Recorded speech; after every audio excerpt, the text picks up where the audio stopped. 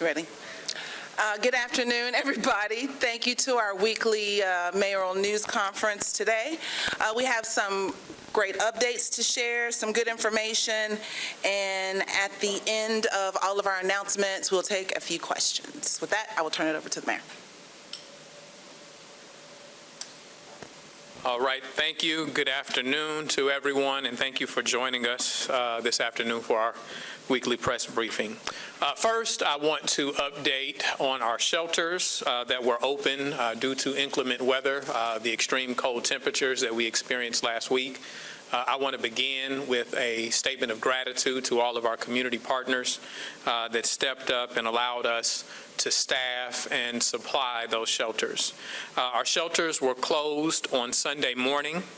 As I said before, we are thankful to our partners. Some of those are Shower Power. We're grateful to J-Tran, of course, and as always, the Jackson Police Department and the Fire Department. We anticipate more cold weather towards the end of this weekend. We are asking for a few items in case we have to open the shelter again. Those items are coffee, creamer, snacks, bananas, oranges, firewood bundles, to name a few. No clothing donations are needed unless it's socks or underwear. And if you're making a monetary donation, you can visit showerpower.kindful.com. Once again, that's showerpower, one word, .kindful.com. There's also a sign-up list that is going up on our website if you would like to schedule to bring hot meals. So again, we're grateful to all of those that not only participated, but provided not only their time, but resources to stand up our shelters, and we are anticipating the potential. We're not ready to make that announcement, but the potential to have to open them up again if the inclement weather or if the temperatures are too cold to allow people to be outside. Let me invite Mr. Chris Gray forward to share a few more details. I believe he has some other notes on the shelters.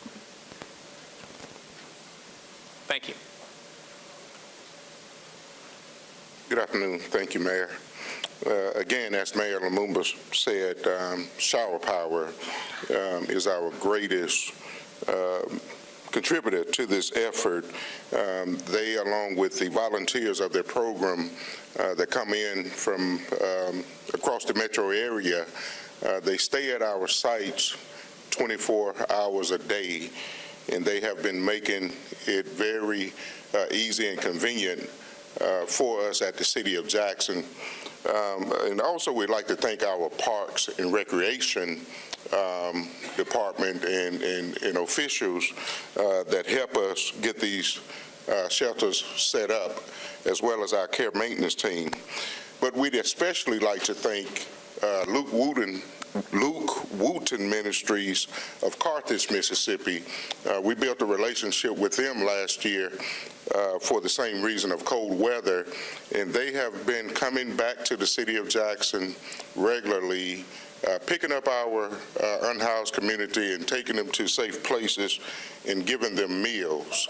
But if it wasn't for them coming out at the last minute for us on the day of opening of the shelter, it would not have been a success.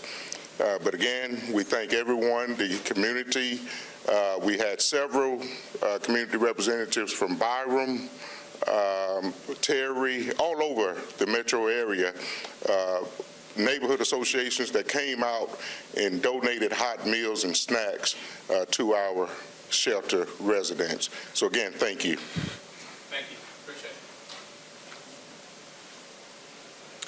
Thank you, Mr. Gray, and also I neglected in my earlier remarks to thank our Constituent Services Division. So thank you for your hard work, and yours as well, Stanley. Thank y'all. The parade.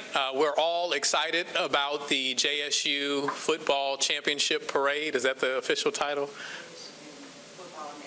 National Championship Parade. I have to say all of that. We're very excited about that this weekend, this week. That will be Friday.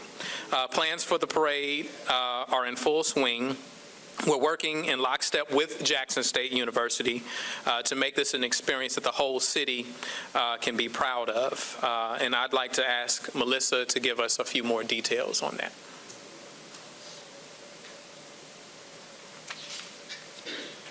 So we're super excited about the parade, which takes place on Friday, and it should be a full experience. So we have a timeline of what you guys can expect, and we're going to email this out to the media, and we're asking that you post it on your Facebook pages and on your website so that residents will know. At 4 o'clock, the celebration will kick off here in downtown. We'll have a DJ Unpredictable will be kicking off the music, and he is the perfect person for that. He is the stadium DJ for the JSU football games. We'll have vendors on hand. We'll have food trucks here, and also the HBCU National Championship Trophy will be on display here at City Hall. You can come, you can take a photo with it, you can see the trophy. You can't touch it, but you can see it. So we're asking everybody to come. That's from 4 to about 5:30.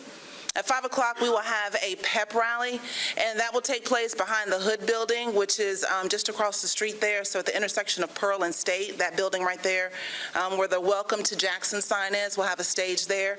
We're going to call that the celebration stage. And you will be able to come, and that's where the pep rally will take place. We'll have JSU cheerleaders.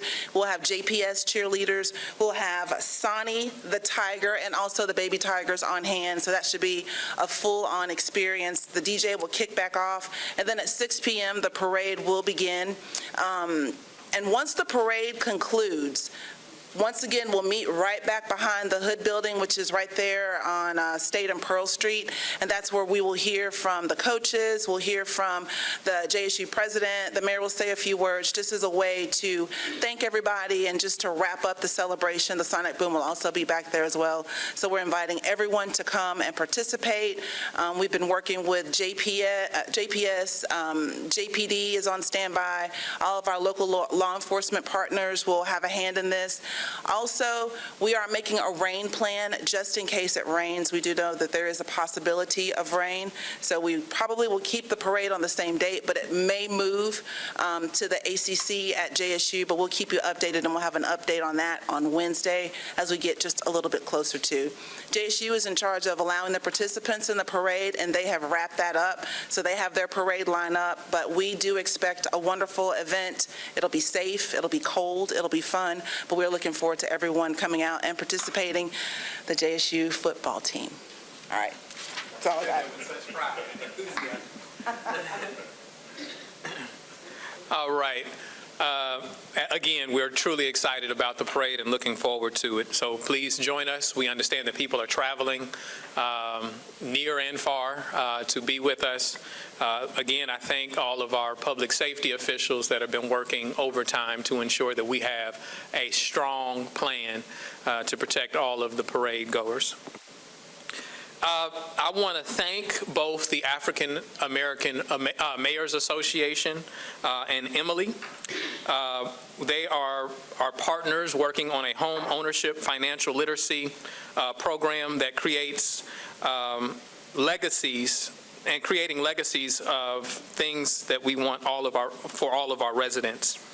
We're excited that this partnership has brought to the city of Jackson a new grant that is offered, that is provided to us by the Bill and Melinda Gates Foundation to hold special workshops surrounding these very topics. Again, that is around home ownership, financial literacy, and creating legacies for all of our residents. And so we look forward to holding those workshops.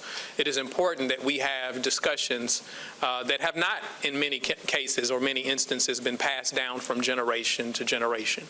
There are things that my parents weren't able to learn from their parents, and when they became aware, they later shared it with me, and I'm hopeful to bring that same type of understanding and growth to my children. And so we want that for each and every Jackson family, and so there is no better support than to be provided from the Bill and Melinda Gates Foundation. They have been pretty successful in the wealth building arena, and so we want to open that up to our residents. The first class is tomorrow at Trustmark Bank on Highway 80. It will focus on down payment assistance programs for those seeking home ownership. We will post the actual classes on our website and on social media. These classes are all free. Again, these classes are all free to Jackson residents, to the public. The City of Jackson was awarded this grant through the African American Mayors Association, as I stated, and the city's participation in the EMILI, which is the Economic Mobility Leadership Institute. So please join us. Anytime we're offering unique services and unique training of this nature, it is a shame when people don't actually take advantage of those. So I thank our planning department. I thank Dr. Omari, who has been hosting a lot of those phone calls with Emily on our behalf. So thank you for your hard work and background on this. I want to turn the page to the green space, or the desired green space. It isn't necessarily green right now, right across from the convention center. To be clear, this has been an area that we've tried to develop for some time. This has been through several administrations, more than 30 years we've been trying to do this. And so I'd like to invite Jack Keaton and his planning team to talk about their efforts, the latest efforts that they're putting forward. Thank you. Come on, planning team.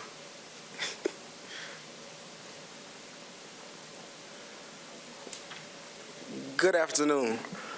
As the mayor stated, this has been a project that the city has been trying to deliver since 2008, specifically when the property was occupied via HUD 108, Section 108 loan to the tune of $7 million. That did include plans for a convention center hotel, a mixed-use development that would have included housing, and a retail mix.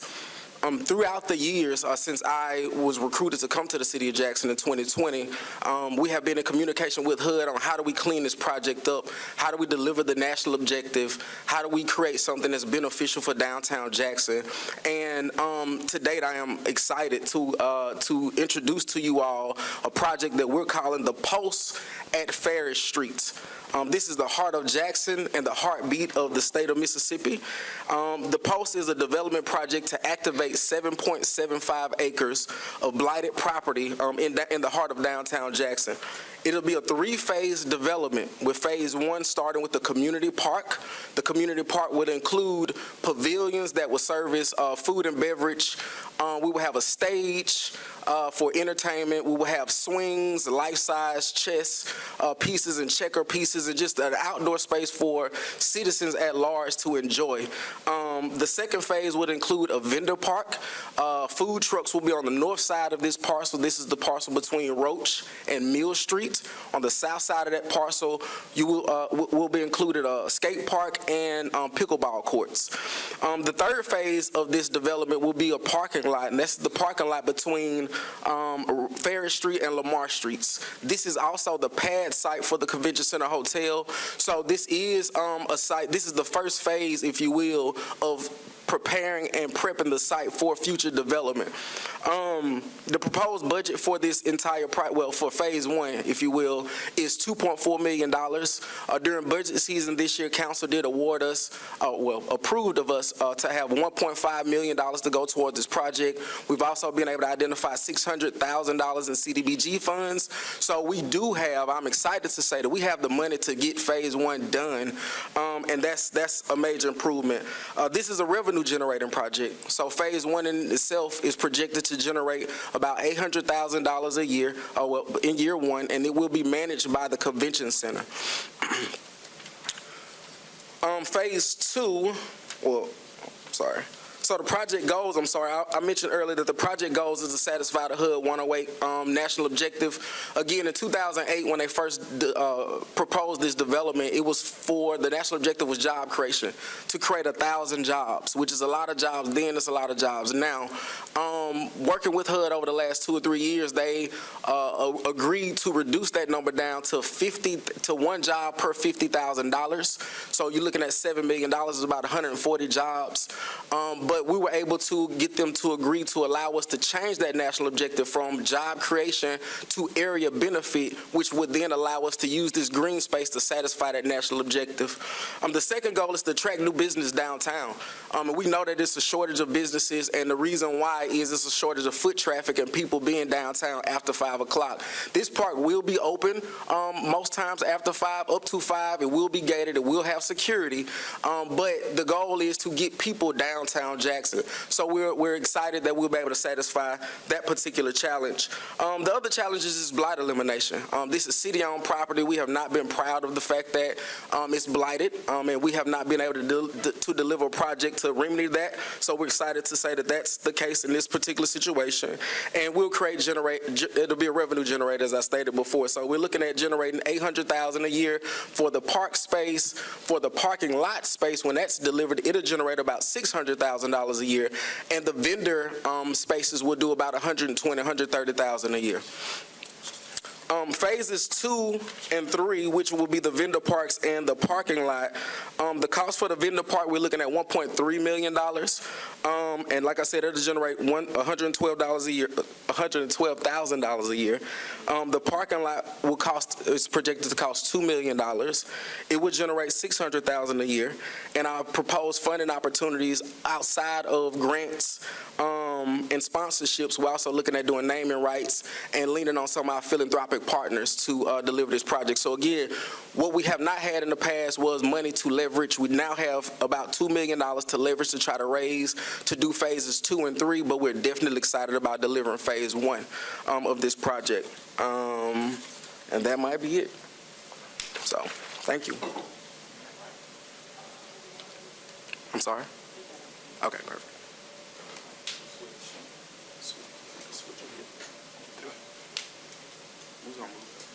How, you want to post it on the outside, or you? I just want to move it out of the way that you have Okay. Just put it right there. Okay, thank you. Appreciate it. Thank you again, Jai, and thank you to the planning team for your hard work. We understand that there was a report recently surrounding some needed repairs around some of our Jackson Fire Department stations. Chief Patrick Armon is here to speak to that, so I want to invite him to talk about those. But I do want to be clear that not only has the Fire Department administration been aware of these, the requests have been put in with Public Works for some time. There are other things that we have been investing in for the Jackson Fire Department. You know, the old adage is, how do you eat an elephant? One bite at a time, right? So that's what we've been doing. Some of those things that are included in that, I remember sitting with the union as they talked about many needs they had, and we addressed their punch list at that time. Simple things that they were requesting, like dishwashers that we provided to them that they wanted and needed. We've seen in every budget season, I think we've had 2 consecutive budget cycles now, where we've provided pay raises, long anticipated and needed pay raises. And so in no way are we neglectful of their needs. We are unable to achieve every need for every department at one time, and so the best way to do that is to prioritize and identify what can be done. But with respect to those repairs, Chief Armon, would you like to come forward and speak to those? Yeah. I just saw his name here. Good afternoon.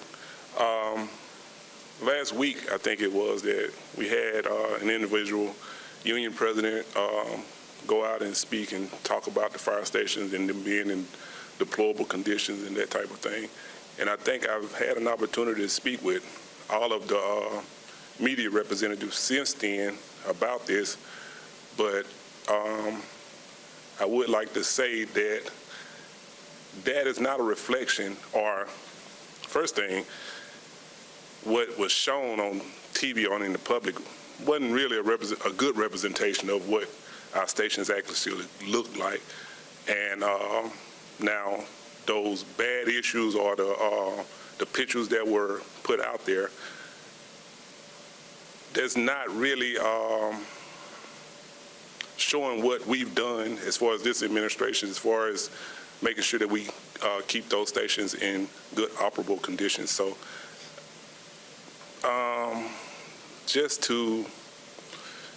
and I'm trying to think of some of the things that I didn't get asked a question, so to just speak about it, I'm not really familiar with how to just speak on all of the issues. We do have issues, but like I say, we've been doing a lot of things to correct those issues, and we'll continue to do things to correct those issues. And if anybody in here has a question as to what we're doing or how we're doing it, then I can be more specific and answer those questions. Thank you. We can also provide information that demonstrates these requests that have been made on the fire station and the efforts to be doing in order to repair those things. But in addition to the things that I did mention, I want to be clear that this administration built the first new fire station for the Jackson Fire Department in more than 40 years. And so that is indicative of our identifying the needs of our fire department. In addition to building the first new fire station in more than 40 years, we've also consistently made the request as a part of our legislative agenda right now, not only for equipment and needs and repairs of our fire department, but to build a new fire station near UMMC. We've asked not only the state legislature, but we've joined in discussions over the course of time with UMMC because this is not only a need for the city of Jackson, but it services the needs of our medical facilities that often have taller buildings.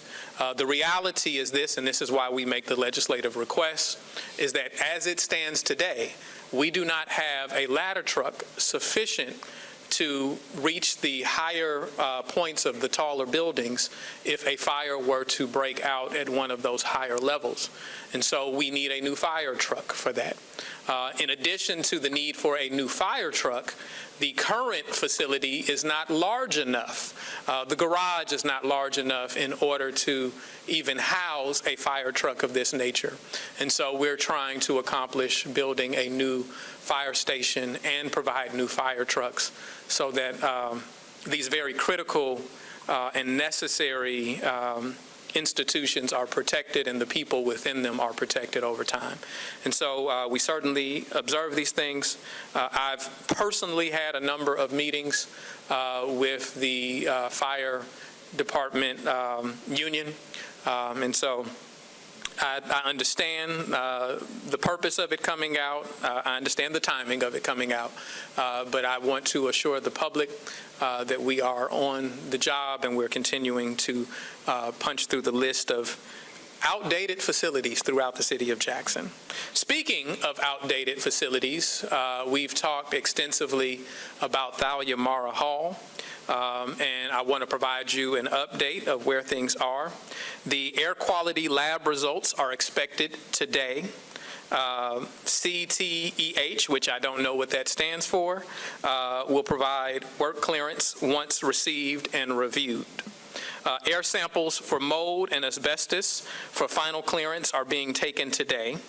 The fire alarm repairs are scheduled for 1/14, which is tomorrow, pending work clearance from the air quality lab results.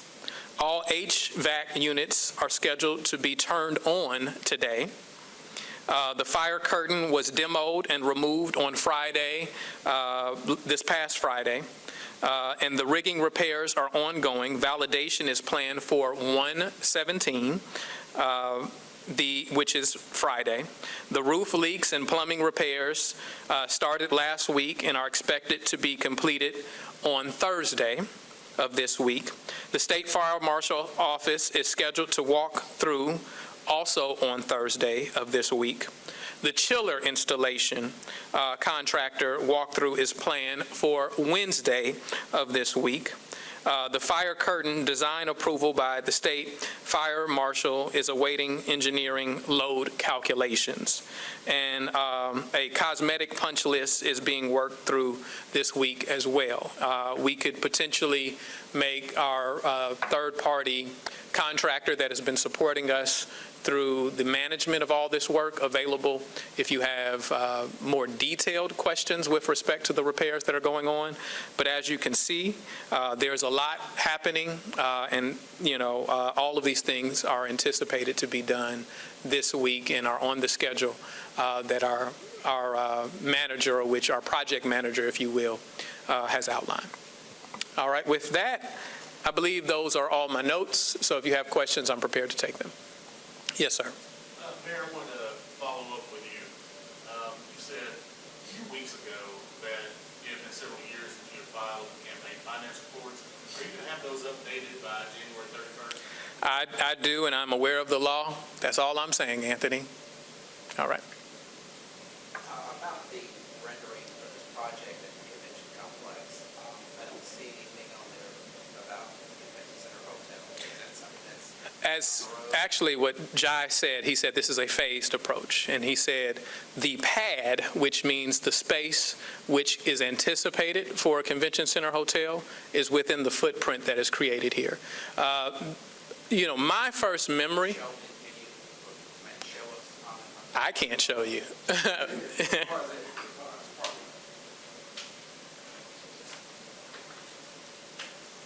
So this is the proposed site for the convention center? I'm sorry. Yeah, You gonna hold it, man? I got you, man. I got you. Yeah, my man. I got capable Teamwork, hands. teamwork. I got capable hands. But yeah, so this is the proposed site for the convention center hotel. If you notice, at the convention center, there's a landing site, if you will, a landing area where a connecting crosswalk is. So the intended purpose is for the hotel to be on this site connecting to the convention center and a parking garage. Now, to take up the architects and the contracts to determine exactly what the layout of the hotel would be, but this is the pad site for the convention center hotel. So is that going to, sorry, Ross, so has these renderings, when was this? I believe I saw this a couple of months ago somewhere. No, we just did this probably within the last 2 months.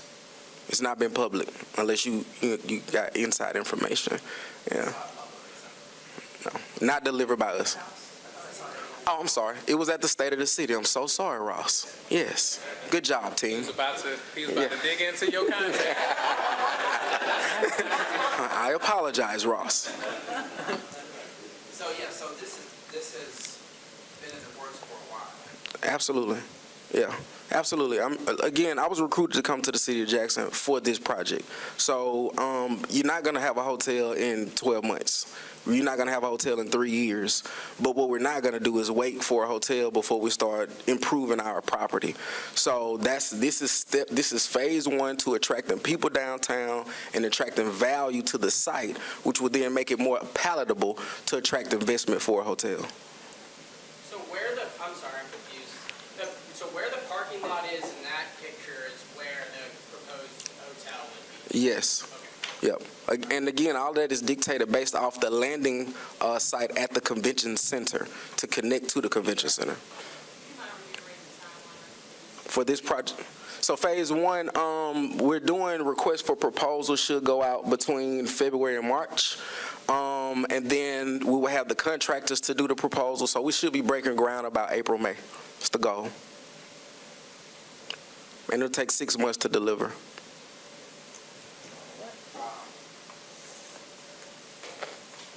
Obviously, there's a lot of interest in that space. Was that a question?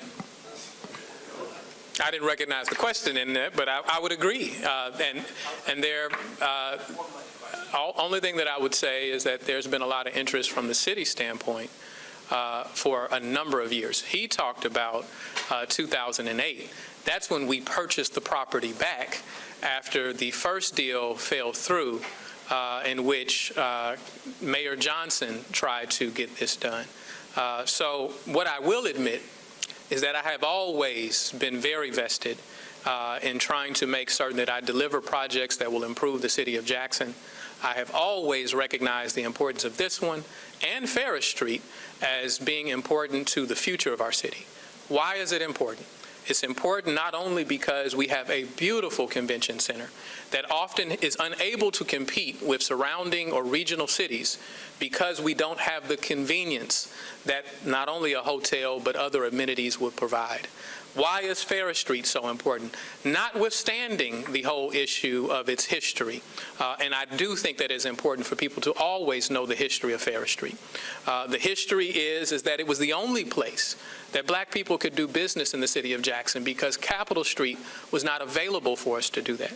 So you're talking about the exclusive business zone for black people in the most black populated state in the United States. You're talking about one of the first 5-minute neighborhoods. You're talking about a space, and what do I mean by 5-minute neighborhood? It meant that anything that you needed for your regular daily needs, you could get within 5 minutes of where you were. It had not only an ability to get food, it had a record store, it had churches, for your faith needs. It still has churches on Ferris Street, has a funeral home. That area around it that we call Mill Street, that's where people live because they worked at the local mills, right? And so many of our people were born by midwives. And so quite literally, Ferris Street was a place where you could be born and live all the way to death in that same space. And so we believe that it has a soul. We believe that it's not only important historically, but it helps to provide the experience that we want people to have when they come to Jackson. When you come for a convention, it's not only the convenience of where you stay is an important factor, but it's the experience you have. Is when people go to conventions, they want to say, well, we had a really good time in Jackson. We enjoyed ourselves. They were hospitable. Everything was in close proximity to one another. We've been to other cities that, while we're not trying to be cookie cutters or mimic any other city, you understand this experience when you go to New Orleans. You understand this experience when you go to Memphis, maybe, right? And so we are trying to make certain that the things that we build in Jackson are unique to Jackson. We don't want to be any other city. But from a planning standpoint, some of the convenience and things that we've learned over time are important to this project. Just one more on that. Was this on your mind, Mr. Mayor, when you took that trip to Fort Lauderdale and the FBI, South Dakota FBI agents claimed you took a bribe related to the hotel project? I think it's a reasonable question, Ross, but I'm not going to answer it. I'm not going to speak to anything related to that. But I appreciate the question. Yes. I've got 3 questions. Mhm. The first one is, do we have a date of when the disc golf course is going to open this week? What is that? You want to? Thursday. Okay. Thursday. All right. And so you gave us some updates on Thalia Mara. Mhm. Is it still set to reopen on the 18th then? That is that is the understanding that I still have outside of, we have reports coming, right? So outside of any unforeseen or unimagined challenges that may exist with those, that is my understanding. Okay. And then Councilman Stokes put on the Tuesday agenda for the council a resolution that is requesting that you take a leave of absence or sick leave. Mhm. Do you have any idea what that's about? I have no idea what it's about, but I'll just simply say that I thank Councilman Stokes for his concern for my well-being. I will respectfully decline his suggestion, and that's the only comment I have. So, but even if the council votes to approve that resolution, you're not going to take it? No, I'm not. Okay. I'm not. Thank you. Yes, sir. Quick question on this project right here. Is there, I know this is going to be bid out, but is this part of the master development that was planned there? And have y'all selected a firm to be the master developer for this site? There has not been anyone selected. That was very artfully put, but I will just say no one has been selected. I will share this, though, in terms of the history of having a phased approach. Some of my first discussions about that outside of the planning department also came from some of the third-party managers for the convention center itself.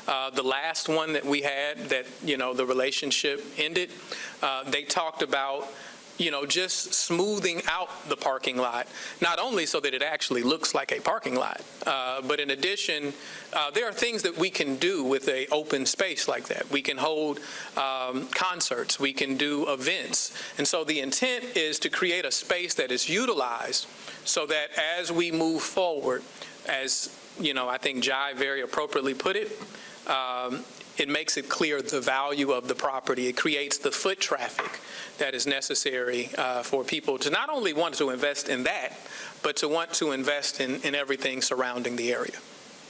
All right. Last question. Is there any concern that, possible future legal proceedings could interrupt this development? I don't know of any at this moment in time. Yes, ma'am. So the topic changed. The rubbish disposal site on Frontage, I think a lot of people have heard of this, dumping grounds in Byram. They've been closed for a couple months, and I know that there was a press release that said there's an alternative place for people to drop off their trash, but the public doesn't know about it, and the rubbish site hasn't come out saying that they're closed. So I'll receive that as a suggestion, and we'll make certain that we post area of the alternative locations for certain items. Now, it is not completely closed, right? We are waiting for one of the sales for MDEQ to give approval. We've spent a lot of money to open up a new sale. So it's not that that particular rubbish landfill is closed for all eternity, or the portions of it that are closed for all eternity. We have invested, and since this summer, we've been working in order to prepare that site. Now we're merely waiting on MDEQ approval to open it. Once they give us approval to open it, then we can accept all of the things that we were accepting before. But without approval and without the new sale, then it is literally a fire hazard to continue to accept things. So it's not for a lack of preparation. It's not because we're just waiting for the A-OK. And once we get the A-OK, we'll be accepting everybody back to that rubbish landfill. They're accepting, to be clear, and I appreciate, they're accepting tires and white goods at this moment in time. So they're still accepting those things. But outside of those items, we'll take that recommendation and make sure that they're posted not only on social media. We'll give it to you so that you can post as well. I understand that it was sent out to the media, but we'll make certain that we also put it on other platforms. All right.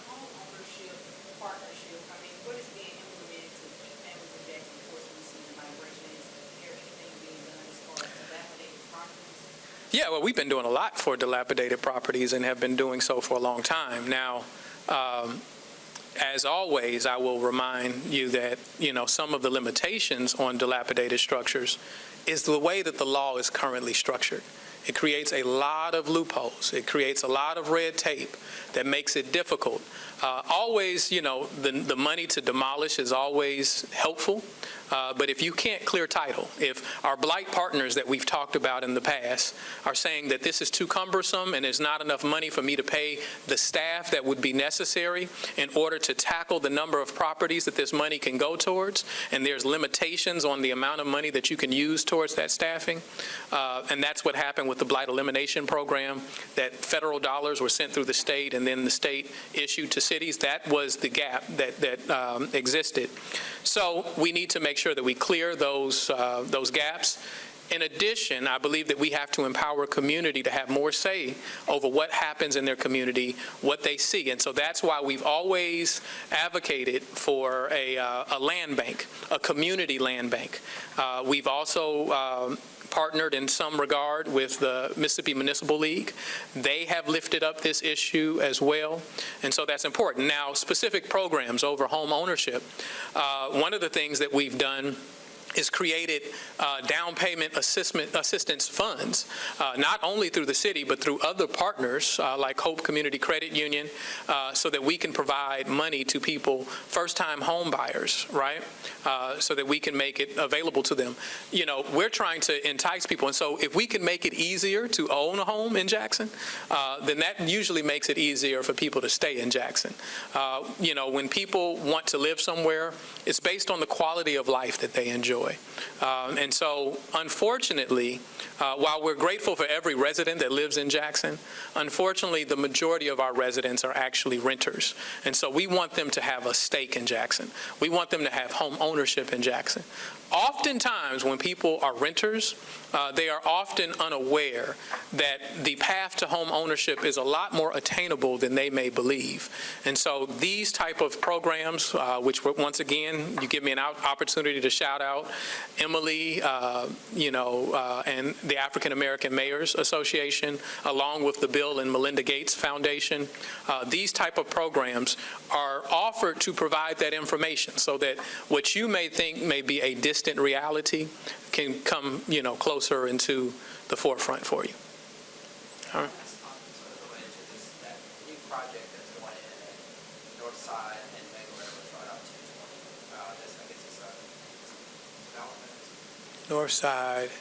You want to talk about it? Let me, because my mind is. Curious if the public will get the proper notice for this project to be greenlighted. Yeah, I'm unaware of that. I know what project you're talking about, but I'm unaware. It's a affordable housing development. I think they said it's about 60 units of affordable housing on the corner.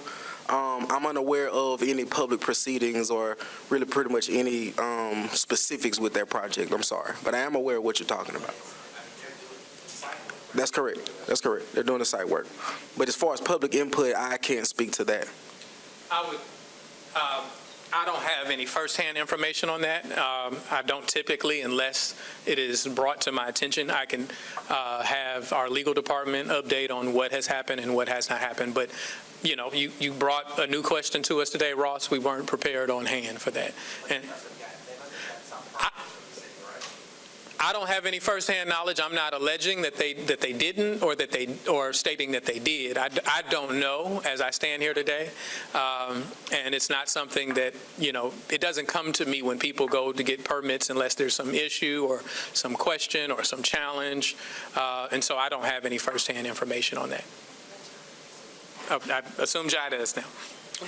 There was a public meeting that Ward 2 Councilwoman Tina Clay held, and she did discuss the project. She had the developers to come, and she spoke to the project, to the public.